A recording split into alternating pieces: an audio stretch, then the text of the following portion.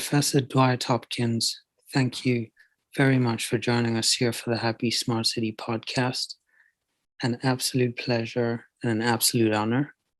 Actually, before the recording, I was having a look at your educational background. And, from as far as high school, you seem to have been at some really good schools. And it looks, judging from the environment, that, you're someone who's read a lot of books. I don't want to make the assumption, and you can correct me if I'm wrong, but on so many levels, I'm just, so impressed and so honored to have you here.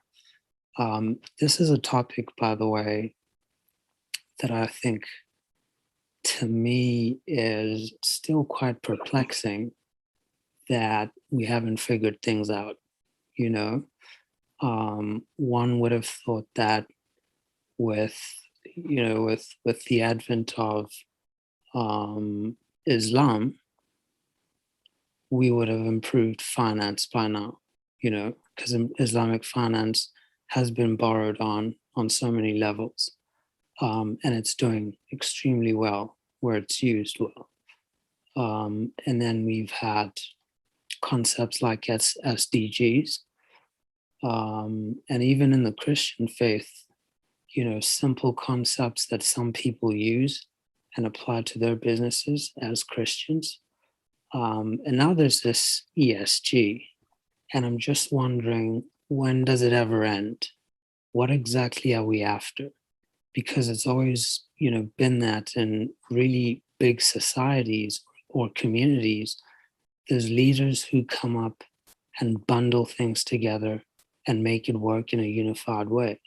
But for some reason, the terms keep coming up. And I'm just really curious, what are we doing here? So without any further ado, I'd just like to say welcome. It's an absolute honor to have you. Well, first of all, thank you for inviting me. This is a pleasure and an honor. I've seen a couple of the other podcasts and quite impressed. And so kudos to this effort, and may it continue to reach peak to peak in its success. I'm very keen on ESG, environmental, social, and governance. And I think it's something that's developed due to various factors. For example, as I see ESG, the purpose of ESG, environment, social, governance, is to make profit while also helping people and the environment. And so it's concerned about the triple bottom line: profit, people, and planet. That's my orientation and my perspective when I deal with ESG, both in my education with companies and students, as well as evaluations with particular companies. All right. So what is your current occupation? I'm the Alexander Campbell Professor at the University of Chicago, where I teach classes on social entrepreneurship, social impact investing, and also wealth with values, and all within the global comparative cultural framework. I'm also the founding director of the ESG, the Environmental, Social, and Governance Research Initiative Center at the University of Chicago, where we do three things at the center. We, one, do education, and we work with corporation executives and staff in terms of education. We're also starting a ESG summer camp for young people this summer in August, ages 13 to 18. So that's going to be fun. And we also do education with one-on-one tutoring around ESG. So the first broad area we focus on is education, training of business executives, summer camps with youth, and also one-on-one tutoring or training and tutoring. We also do, after education, is actually training, and this is focused primarily on business executives, those who want to learn how to do an ESG assessment of their company. And we can train them, and then they can go back and use those tools to practically do an internal assessment, thorough, comprehensive assessment of their company. So training after education. And the third thing we're developing is we actually can come and do the internal assessment of ESG for a company. So they may be educated on it, they may be trained, but then they might say, well, we want to outsource it to you. Can you come in and spend the time and effort to do the assessment? So the center does education, training, and it does practical assessment, implementation of ESG assessment. Those are the broad category. In the process, we're building a global network of people who are involved in linking values to capital in different ways. It could be explicitly ESG, which we do, but it also could be social impact investing. It could be, corporate social responsibility, any varieties of linking capital with values. In a way, ESG for us is capitalism with the human face. Yeah, I've never heard that one before, but it's a perfect fit. So the next question is, why should people value the subject, and how can the average citizen begin their journey in ESG? Yeah, ESG, maybe let me just also put that question into context. It's an excellent, excellent question. So I mentioned how I felt the purpose of ESG is for the triple bottom line of profit, people, and planet. And then the question is, well, what exactly is the ESG? As I said, environment could include anything from recycling to on a day-to-day basis in our homes and apartments or dorms, all the way to global warming. The social focus on the people, from supply chain to customers to employees. And the governance is focused particularly on corporate governance, including the boards, company executives, issues around transparency and corruption, compensation issues like that. And ESG is not simply something that a company just adds on to its own operations. And ESG also can be done in communities and also in cities, actually. So it's not something that's just added on, particularly for the business sector.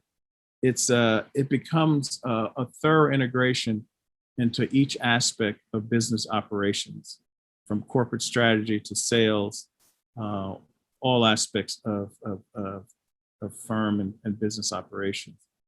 Now, on an everyday level, people can do different things. One is to be concerned about how companies are impacting their communities. This is a social part of ESG. This is in the US, we've seen examples from local school boards to even, I don't know if you have it there, but we have things like Boy Scouts and Girl Scouts, where people have organized to save the air quality once a corporation moves into a particular community. Also, local people have been involved in diversity and inclusion issues with companies in the local communities. Obviously, in the United States, that includes racial, gender, and women, et cetera. And then there have been examples on the ground where employees who have a retirement, a pension fund, which they contribute, and also their company contributes in. Those employees are demanding that the pension funds invest in ESG related companies. And that's just really sort of an organic grassroots way of dealing with it as well. There have been instances where not many, but a few religious organizations that have done ESG education for its communities, whether it's, just different, I won't name the denominations about faith, but in broad strokes, there have been some examples there. Obviously, ESG can be taught in schools on any level. I mean, as I gave the example, we're actually finalizing now our summer ESG camp for 13 to 18-year-olds. So that's one example of how people can get involved at a very, very young age. So basically, it's appreciating the importance of the environmental, the social, and the governance, and then finding out how one's life on a daily basis is impacted by either one or two or all of the three For example, even the governance, it may seem that corporate governance, the G part, is primarily to executives who are making, 10 million, whatever they make in the United States, in Silicon Valley, Wall Street's lots of money. But still, if there's corruption and these companies are somehow getting tax abatement, or they're getting something from governments that draws them into those local communities, that corruption or the lack of transparency on the governance level, that is the G part, directly impacts taxpayers. It directly impacts sort of the good feeling of whether I should even be in this community. And those things have really direct impacts. So again, there's a larger ESG conversation, and there's a definition of it. But on the ground, there are different ways that people are creatively trying to engage. As we know, particularly in Northern Europe, that's been a large push around the E part, the environment and global warming. And there's been, all over news, both cable and domestic news, about the green movement, which I think most of the reports would also back it up, that the examples of every day of people in Northern Europe in particular, what they're showing us and how they can deal with global warming, from street theater to carnival to serious engagement with the European Union. I think specifically on the E part, Europe, particularly Northern Europe, they're really ahead of the game there. Lovely, lovely. I think I'm gonna have to agree with you on everything that you've said. But I just want to point out something that I still struggle with when it comes to all these interesting metrics that we're looking into in this ESG conversation. Qualitatively speaking, it's very easy to agree. But how do we quantify it? And I think that's one thing that appears to be constantly evading, the key decision makers, because like I think you also alluded to the same idea here. But honestly speaking, different metrics have different weights in different regions, because someone in India, where they've got really poor air quality, would value a company's ESG metrics way differently than maybe someone in the Maldives, right? And this was very clear. I know there was a group in the UK/Norway, and they were doing research. I've seen some of their videos at LSE and so forth. And what was interesting to me is they were trying to figure out the natural value at risk. So trying to put a quantitative number on the value of the planet. I mean, that's already been done. But then saying, with certain industries and economic activities, what's the risk value, that we can put into these different financial models? And then different groups started researching the damage by the oil spill that happened in South America. And so different research groups, very talented people, but because they were doing research under mandate of certain investor groups or interest groups, the evaluations of the natural environment, differed in the tens of billions. So I think that for me is really the final frontier. How do we speak the same language quantitatively? But perhaps that's a conversation for another day.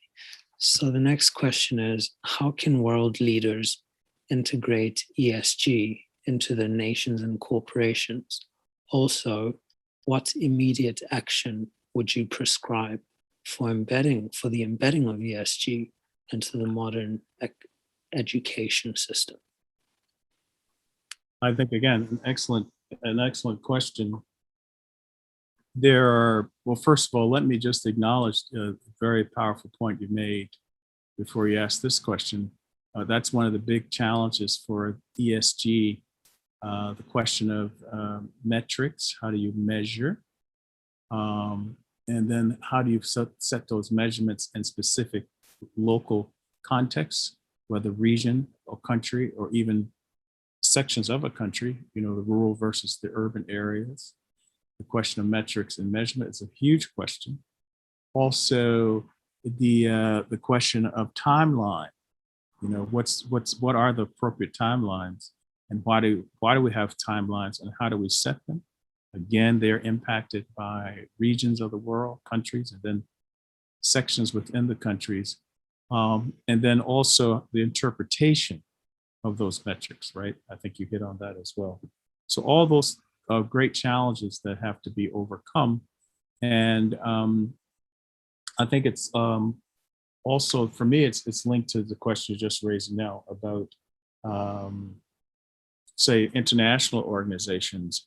How can one measure have a unified measurement across countries? There are, I'm sure there have been different moves on the part of the United Nations, and particularly around their principles of responsible investment, which more and more is being looked at as a way to normalize, or if you will, gain consensus around unified measurements.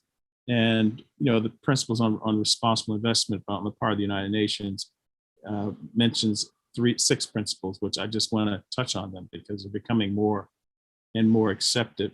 What do we mean by more and more accepted? I mean, for example, by March of this year, 2021, there are roughly 4,000 global financial institutions who had signed on to the PRI, Principles for Responsible Investment commitment. And they have committed themselves to these 6 principles. Principle 1, we will incorporate ESG issues into investment analysis and decision-making process, so incorporation. Principle 2, we will be active owners and incorporate ESG issues into our ownership policies and practices. And principle 3, we will seek appropriate disclosure on ESG issues by the entities in which we invest. Principle 4, we will promote acceptance and implementation of the principles within the investment industry. Principle 5, we will work together to enhance our effectiveness in implementing the principles. And finally, principle 6, we will each report on our activities and progress towards implementing these principles. So as I mentioned, March of this year, you had investment managers, asset owners, service providers, who represented about $107 trillion US dollars under assets under management. And that's a trend, I think, that is moving in a positive direction as far as on an international scale, trying to give some unified way of dealing with ESG. Lovely, lovely. All right, let's see. Okay, so what ultimate future is ESG drawing out in terms of democracy, equal opportunity, full employment, and the United Nations Human Development Index? Yes, another great question. And my response or observation would, in addition, bring in the context again. I think you gave a great example about India. And we could show, as you well know, different regions in all over the world that have different emphasis as it relates to ESG. What do I mean by that? There's an ESG research and application and integration assessment where we talk about material ESG factors, and materials could be seen as sort of, jargon and company industry jargon. But it just says that when we do an assessment of a company, we look at those ESG factors that are germane, that are material to that company or that country. So for example, if we were to do a global assessment of ESG, we would have to parse out the environment in a specific way as it pertains to India, and probably more so, in addition, not more so, we would look at the S, the social part. That is the poverty part, communities, supply chain that they may offer. So again, let me come at it another way. For example, that could be a company that uses a lot of water, and in the process of using a lot of water, it spoils the land, so biodiversity and land use, it pollutes the water. So a material ESG for that particular company would be the E part, the environment. At the same time, the same company, hypothetically, could pay its workers well and may have a union.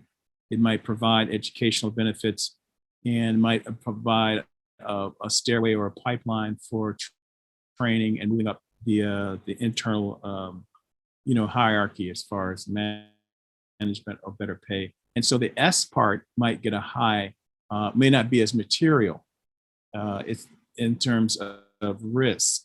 And again, like that, who knows? Then the governance part could be, probably if they're polluting a lot, the governance probably lacks some transparency, and the structure of leadership and accountability may be a little loose. And so the material factors for that particular company might be the environment piece, on the pollution piece, et cetera, as well as on the G piece, the governance, due to a weak set of ethics and transparency.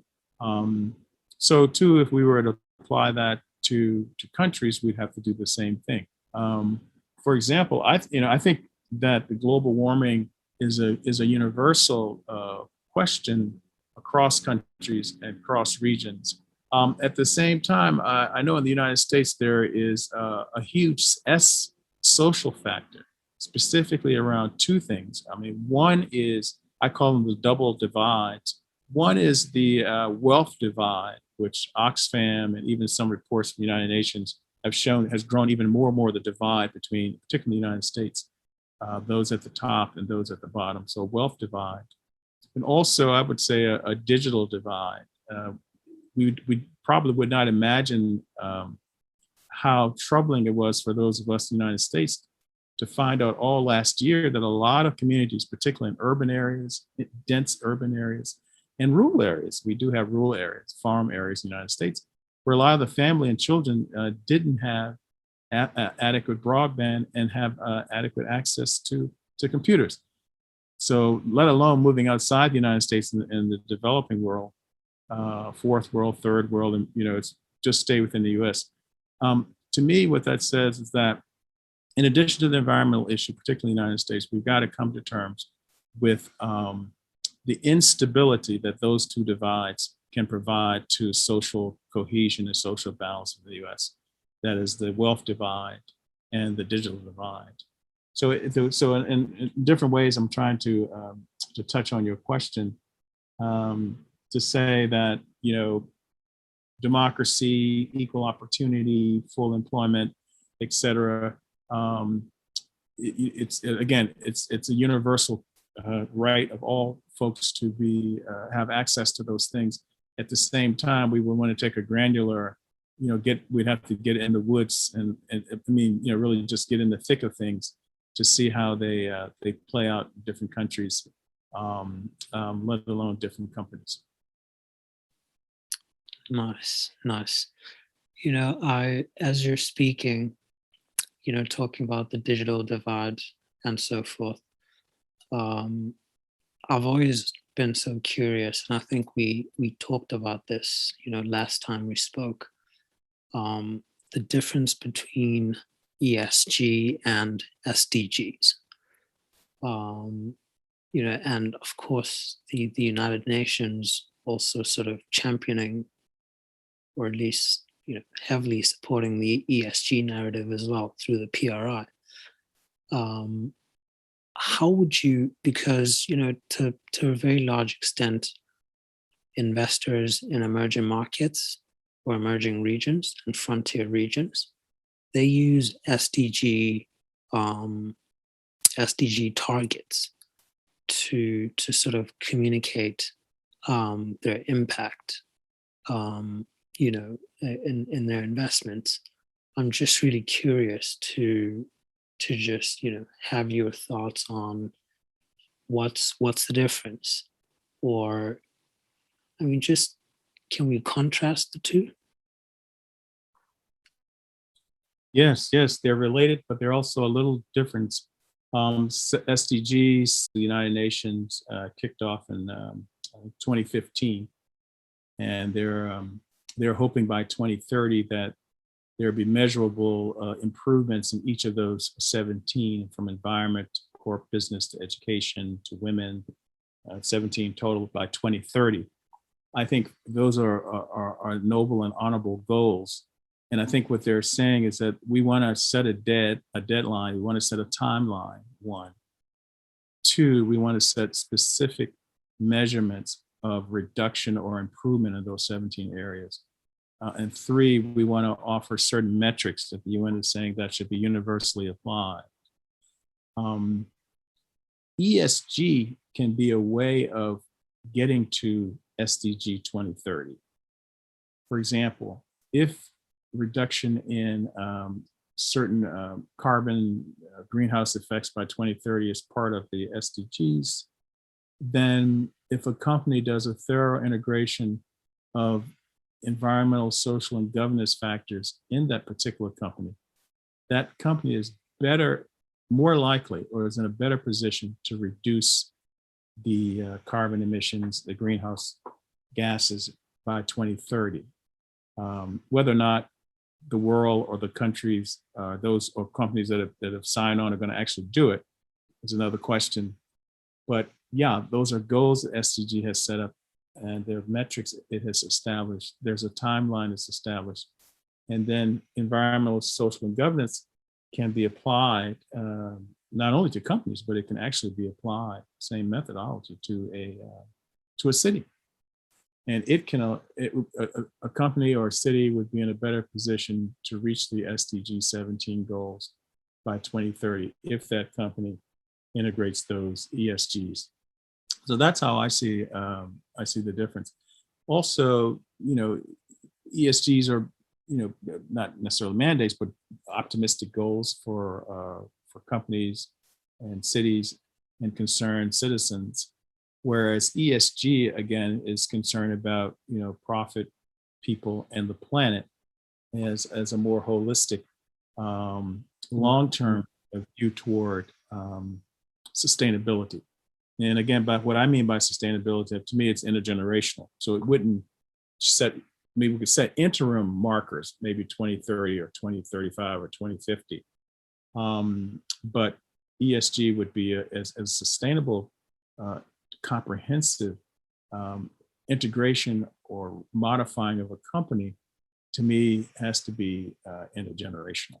So one, SDGs, United Nations kicked off 2015, 2030, set up certain metrics, a certain timeline, a certain expectations that the UN is looking for. And then ESG can be a way to get there. But ESG is beyond the SDGs, environmental, social, governance, is how do we comprehensively impact the entire society and hopefully the entire world. Yeah, and I guess the answer is in the question, because it's development goals. So essentially, I guess it'd have to be SMART goals, right? With being measurable and having a deadline. So correct. And ESG is more like a standard now for what we expect from capital allocators. Exactly. Thank you so much. So the next question is, what value can blockchain, IoT, and big data, machine learning analytics add to the ESG economy? Well, one of the biggest developments in ESG and the success of ESG is this massive data accumulation. And so artificial intelligence in particular is able and has the potential even more to organize it, to recognize it, to look at the ESG costs and ESG opportunities even more quickly. As we mentioned at the beginning of the conversation, that ESG is a way for companies to look at risk and look at opportunities. That's why it is the profit of the bottom line of profit, people, the planet. There's a business proposition that's part of ESG. It can actually help companies look at risk and look at opportunities. So, for example, if a company can determine risk and opportunities in various ways. Obviously, there's sort of the standard ways of looking at one's financial statements, such as income statement, balance sheet, cash flow, which are, you can find in annual reports and sometimes in quarterly reports. But the ESG, what it does, and this is where the massive data comes into play, hence calling on artificial intelligence to play a role. ESG is looking at opportunities and risk, financial opportunities and risk using non-financial metrics. And so to me, I'm a both and person. We have to have the usual three forms of financial statements, and we can complement that with ESG integration into a company as well. And if we're going to bring in the ESG, then it's a comprehensive, it can be, hopefully the best examples are comprehensive, thorough integration of environment, social, and governance. Massive data is generated from that, massive data. From, if we're talking about social, for example, we could be talking about supply chain and not just the financial part of it, which is important, but we need the well-being of the supply chain. And what does that look like? How does that impact the environment? How does it impact the people who work in there? If you dig deep down into this whole ESG process, more data just keeps proliferating. If we talk about the social part even more on just the impact that ESG has, or rather the impact that companies have in local communities. Lots of data. Before you could say, well, our purpose is to make, the primary purpose of a corporation is to maximize returns on the investments of the shareholders. We know that which is Milton Friedman, who taught at the University of Chicago, so I know a little something about him here at the economics department. And we know now. Quite controversial, by the way, but please do carry on. Yes, no, and I think that the Business Roundtable has changed that. They made a statement last year. Northern Europe has always been pretty much at the cutting edge, and the UN, particularly under Kofi Annan's leadership, former General Secretary from Ghana, they have been advancing a different perspective. They were advancing an ESG perspective, that purpose of corporation is holistic. So again, whatever part of the ESG we take, we're going to see massive reams of data, tons of data that are emerging, and somehow artificial intelligence, machine learning, all those proper algorithms can help sort through it at a very rapid pace. I think, if done properly, can help serve communities and serve humanity. Any endeavor, there's going to be the downside, if you so, or the dark side. Whatever profession, whatever space, whatever industry, whatever movement, if you will. So one would expect that. To me, the question is, how to contain and minimize that as much as possible. And there, the question of transparency comes to the fore. And if transparency comes to the fore, that means the more we see, the more data we have. The more we see, the more data we have, which brings again to the fore, or to the process, the importance of artificial intelligence and machine learning and emerging technology of all sorts. It's interesting, listening to you speak, because now actually seems very clear. ESG does demand a lot of data, and it does demand a lot of artificial intelligence. And that also sort of says it demands a lot of semiconductor innovation, right, for computer performance. So it kind of seems like it's this machine that keeps reinforcing the fourth industrial revolution, because the more ESG we adopt, the more digitization we need. But it's interesting you mentioned that we will have to be more and more transparent, and I will agree with that. And I'd also like to sort of suggest that we also have to stand more unified, and put humanity, before everything else, and before profit. Because if you think about the cloud and how all these applications are linked together, sharing the same data, same databases, or these days we call them data lakes with all these different APIs.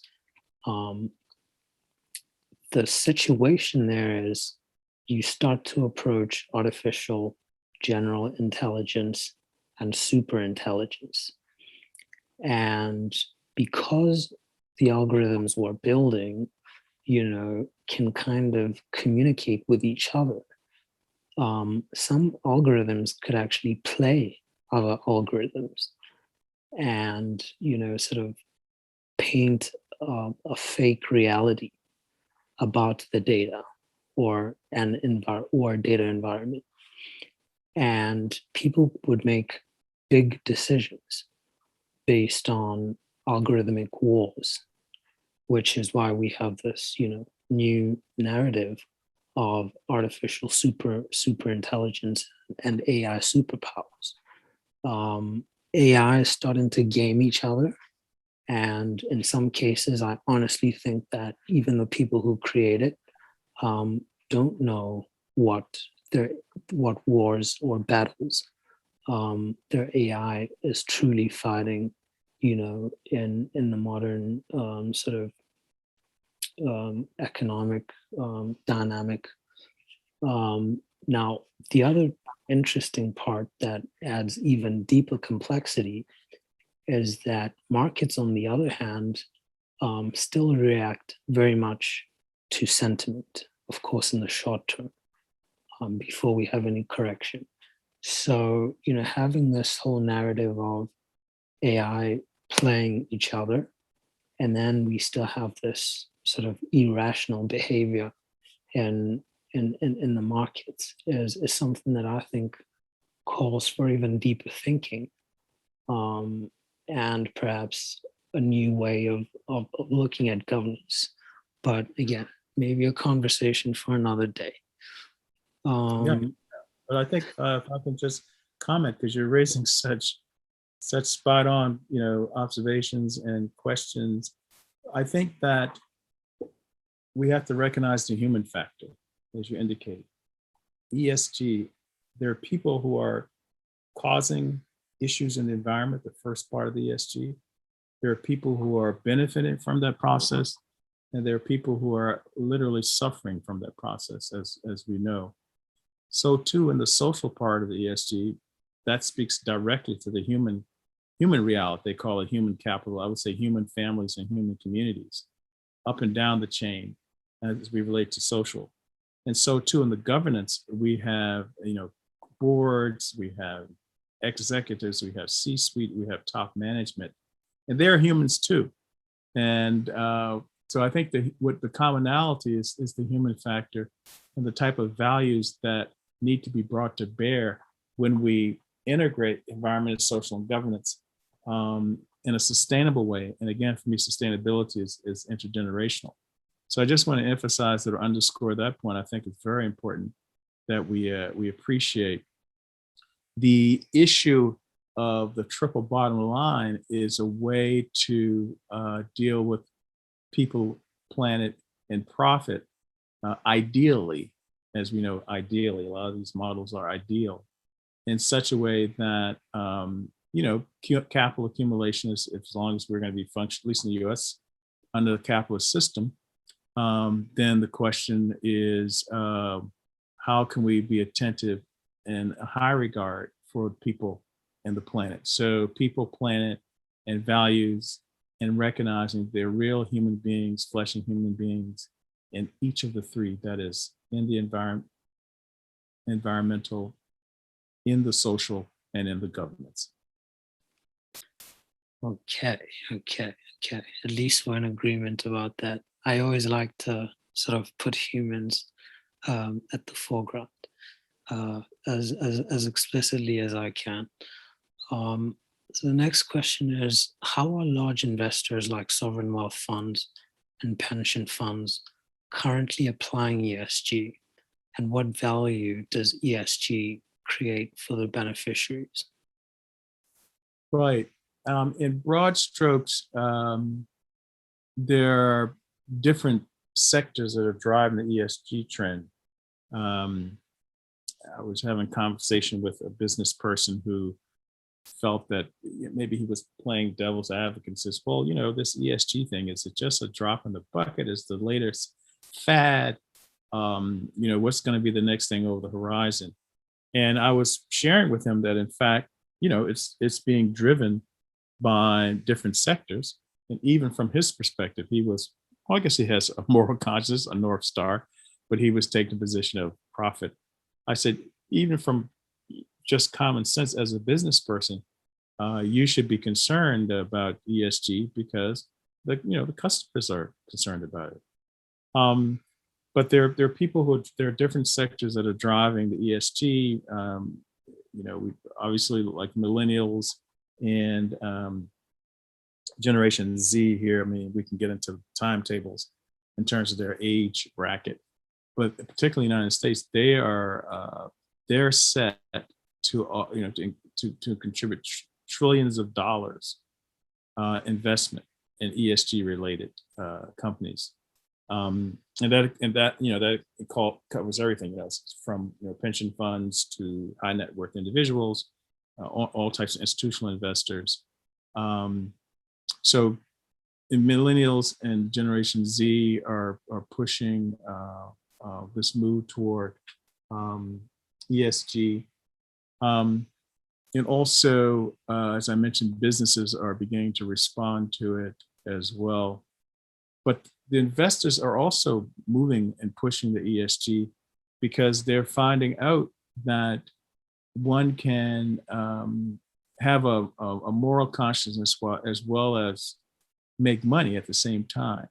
So sort of the broad category investors encompassing both, sovereign wealth funds and pension funds, but also all types of institutional investing. There's been a clear trend that they are very keen on moving toward ESG and investing. I have just a couple of statistics that might be helpful. So, for example, even despite the economic damage to the U.S. economy, due to the COVID virus in 2020, investors more than doubled their investment in ESG funds compared to 2019. Specifically in 2019, investors invested about 21 billion USD into funds that followed ESG principles. And that number actually increased to 51.1 billion in 2020. So the big investors are definitely moving more and more in the direction of ESG and are more and more looking for particular companies, investment opportunities that specify ESG as part of their operations in a thorough way. For example, there's a particular, I won't name a particular company, but there's a particular company, it's a bank, and it had an ad, we're doing ESG, and then it had a footnote at the end saying that we it's only this percentage that we invest in arms and I think it was tobacco and alcohol. So that would not be, no, it was really that's not the type of ESG that we're referring to, right? It has to sweep the entire. I won't. You know the name. You know this company, this bank very well. So back to to the question is the institutional investors are moving to ESG funds in a very keen way. There was also something that struck me: different types of ESG sustainable funds in the United States increased 30% from 2019. So it was like the statistics, I remember correctly, was like a fourfold increase of sustainability funds, ESG funds, because investors are looking very carefully at where they're putting their money, particularly big institutional investors.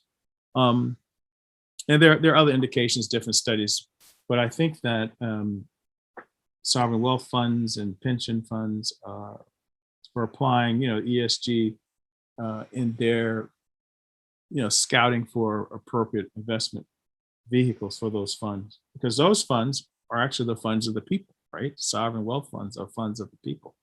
Pension funds, at least in the U.S. context, are funds of the people. I know I do. I put my money in those pension funds. Some, if we are fortunate enough to have them matched by different companies, yes, but nonetheless, I would say sovereign wealth funds and pension funds in broad strokes are funds of the people. And so they have to be, so those, to me, sovereign wealth funds and pension funds, they're shepherds of the people's money. And, I applaud those who apply ESG in a proper way, not the way of, having small footnotes about armaments and tobacco and alcohol, but in the genuine sense of ESG integration. I applaud those major institutional investors who are doing that. Yeah. And I'd just like to sort of combine 2 points that you mentioned, even though slightly separately. You mentioned that this is ESG for you is an intergenerational, multi-generational sort of philosophy, and it's not just for now; it's for future generations. And if you look at, again, the investment horizon for sovereign wealth funds is ultra long term, right? Ensuring the prosperity of future generations. And one thing that comes to my mind is ESG could actually be an international relations strategy and a diplomatic effort to strengthen ties between nations. But I guess that would be very difficult because then it becomes a little bit more politicized, which is exactly what, most sort of finance, finance practitioners are trying to fight against, not to politicize these big movers of markets, because if you politicize markets and then you have a political mandate in a sovereign fund, then you're not organically making good moves. People could question your intentions. So that's a little bit challenging, but there's that potential long-term paradigm of building relationships between nations, because if a sovereign wealth fund would invest in, I don't know, carbon scrubbing technologies to help places like India, or a sovereign wealth fund could invest in a lot of research and development for clean drinking water in Africa, then that would build long-term ties, because those efforts would be forever etched into the psyche of local people, and I think that would be a good move. But again, there's the risk of being political. But anyone that would, remove the political out of that kind of narrative, I think would be a huge winner because it's ultra long term. It's not just financial as far as sovereigns are concerned. Hmm. So the next question is, what international alliance strategies and peer networks of networks would you prescribe to accelerate ESG investment capital allocations? Now, I think there are some international bodies and alliances that do exist that could be built on, one, and two, it could be encouraged to work together with other existing international alliances. One we mentioned already, which is the United Nations Principles for Responsible Investment. We spelled out the 6 principles, and the growing number of signatories as of March, the amount of assets under management of the signatories. And it seems to me that that would be one example of building an international alliance as a strategy. And I think too, once different institutions, people's bodies agree on a set of principles, and which means that they are, at least in principle, willing to be transparent in their operations, then we can build a better coalitions globally, and which could lead to possibly lead to countries within those international strategies shoring up others in the strategy in those strategies of coalition, shoring up others where they're weak. For example, you gave a great example about India. And so too, others, the digital divide, which is a big issue across Africa, as also in the United States, urban areas. So those countries or their institutions who are part of these international alliances, once people come together, that's a good basis where those who are strong in certain areas could help others in other areas. So the principles of responsible investment on the part of the United Nations is one example. There is the G20 set up the task force, it's TCFD, Task Force on Climate Related Financial Disclosure. And they've had countries sign on to that. I mean, as we know, the G20 is the world's finance ministers and the world's central bank governors who come together. So these are people who are, movers and shakers in terms of international alliances, literally on a global scale. And, when they speak, a lot of people listen, a lot of the markets listen, and a lot of people who are outside the market have to listen too. And so that would be another example, perhaps, of an international alliance, the TCFD, Task Force on Climate-Related Financial Disclosure. So there's a direct relationship between climate and the financial disclosures related to climate. So PRI of the UN, the TCFD of the G20 initiated. Another one would be the European Union is developing a criteria for disclosure, and they're trying to get a unified view on what the exact mandates would be. That's the issue. Mandates, and then how does one enforce, but at least have a mandate.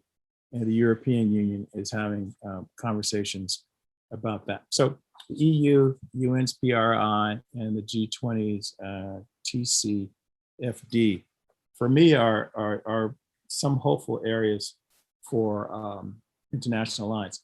Let me say also that I know as we looked at what happened in the United States, but globally too, particularly the United States, where there was a lot of movement around diversity and inclusion, equity and belonging, brought about by social dislocation, the typified by George Floyd, who was killed. But it was a rippling effect.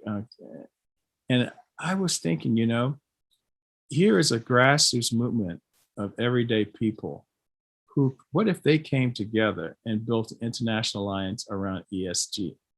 That is, use all that energy from below, the organic, and then, work within these meta structures, which are, I think, are needed and actually support, which are, the G20's TCFD, United Nations PRI, the EU's resolutions that they're working on now, but also have an energy from below. And I was, I'm not part of any grassroots movement in the United States or globally, but I'm not leading anything. I'm not. But it seems to me that would, and maybe it still may come to fruition, is to sustain that energy by becoming sustainably focused on issues that impact everyday people. I know in the United States, there was a report that talked about environmental racism, which introduced a whole new dynamic to the environmental question, the movement and the great strides, around climate, et cetera.